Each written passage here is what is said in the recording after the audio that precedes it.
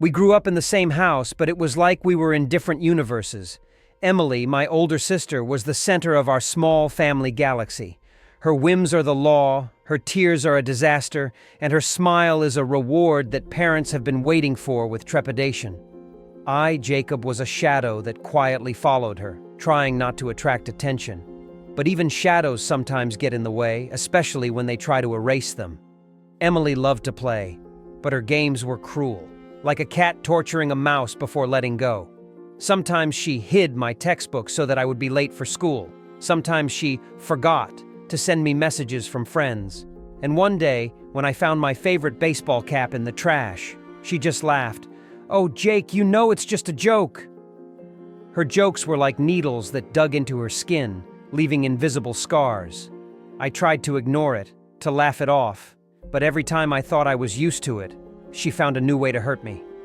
One day, money disappeared from my mom's wallet. I was sure it was her, but when I tried to give my parents a hint, Emily put on a real show. She burst into tears, accusing me of trying to denigrate her. "Why are you always against me, Jacob?" she sobbed. And my mother looked at me reproachfully. "You're a man, Jacob. You have to be responsible," my father said, looking at me with disappointment. His words were like a punch to the chest. I wanted to shout that it wasn't me, that it was her, but the words stuck in my throat. Instead, I remained silent. It was easier. Emily knew how to play on her parents' feelings. She was a master manipulator, and I was too weak to resist her. Every time she did something terrible, she found a way to make it so that I was to blame. Over the years, Emily's games have become more sophisticated.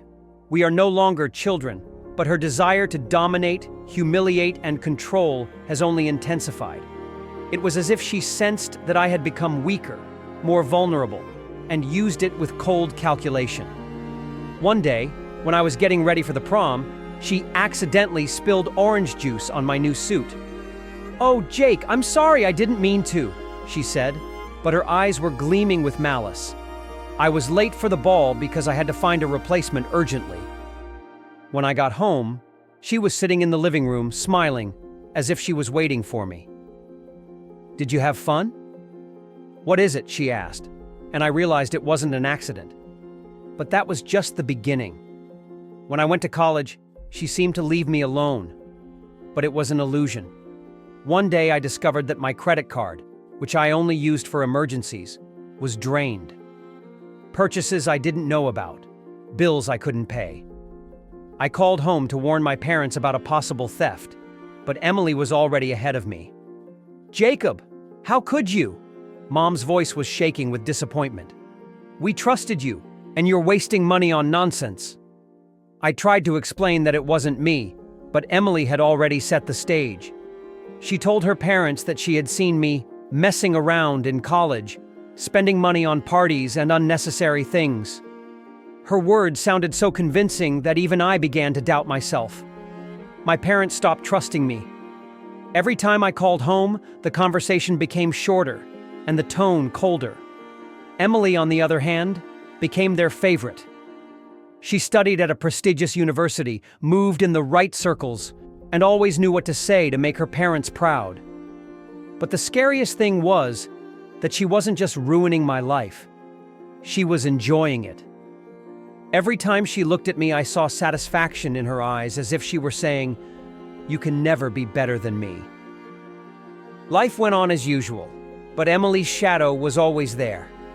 Even when I met Sarah, my future bride, I couldn't completely relax.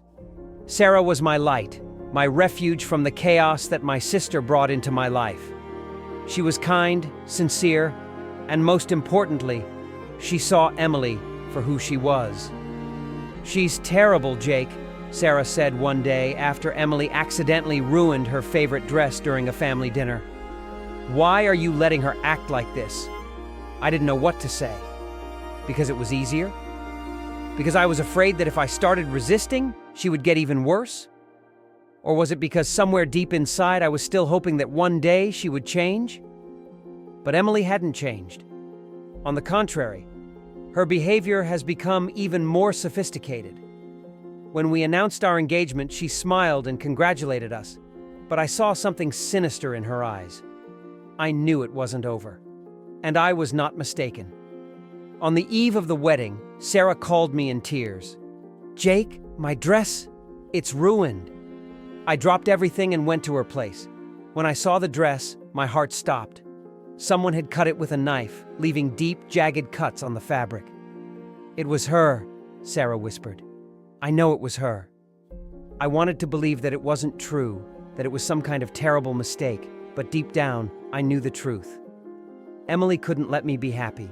She couldn't let me have something she didn't have. When I called her, she answered with cold calm. "What are you talking about, Jake? I would never do anything like that." But I could hear a subtle note of satisfaction in her voice. Her parents, of course, sided with her. "Jacob, how can you blame your sister for something so terrible?" Mom said. "You've always been so suspicious." I wanted to scream. I wanted to tell them that they were blind, that they had turned a blind eye to her behavior for years, but the words stuck in my throat again. Instead, I remained silent, as always.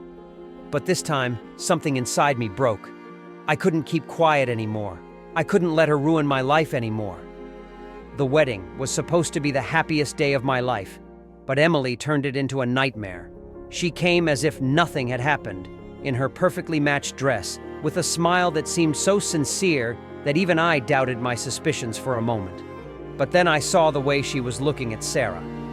There was a cold, calculating gleam in her eyes, like a predator that had just cornered its prey. The ceremony went off without incident, but things went awry during the reception. Emily approached Sarah and, pretending to straighten her dress, accidentally touched a glass of red wine. The wine spilled onto the hem of the dress, leaving a bright spot that could not be hidden. "Oh, I'm sorry, Sarah. I didn't mean to," said Emily, but her voice sounded fake. Sarah tried to save her face, but I could see her clenching her fists to hold back the tears. I went over to comfort her, but Emily had already managed to attract the attention of the guests. "Oh, Jake, you know how clumsy I am," she said loudly so that everyone could hear. The guests laughed, but there was an awkwardness in their laughter. I couldn't take it anymore. I went up to Emily and said softly but firmly, "That's enough. This is the end." She looked at me in surprise, as if she didn't expect me to dare to stand up to her. But then her eyes narrowed, and she whispered, "You can never stop me, Jake." It was at that moment that I realized I had to do something. I couldn't let her ruin my life and the lives of the people I love anymore.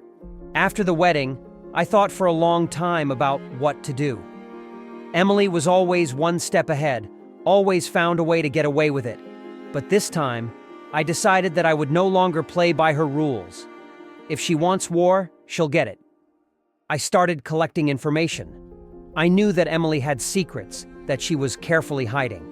She has always been a master of creating the perfect facade, but behind this facade, there was a completely different story.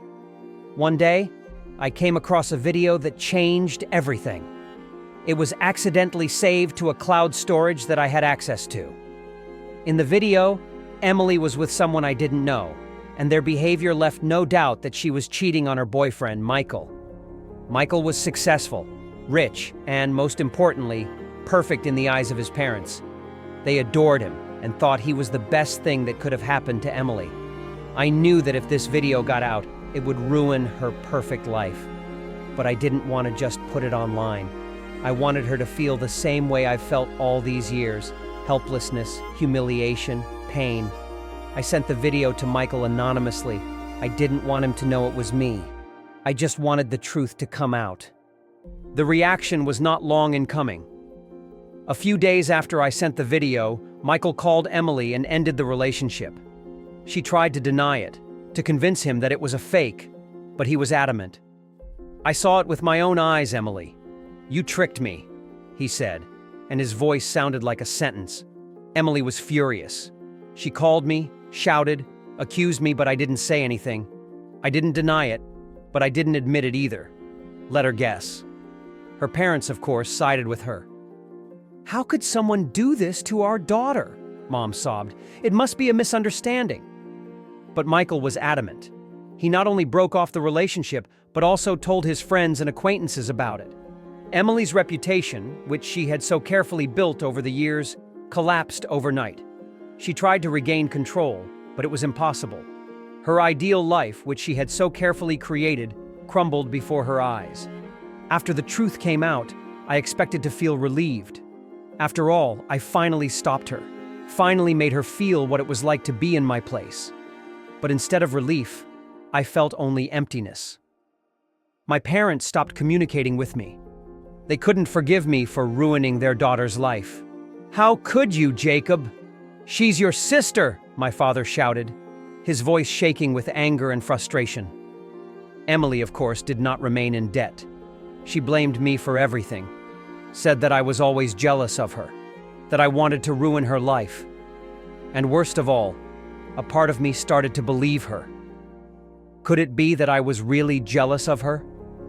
Could it be that I really wanted revenge?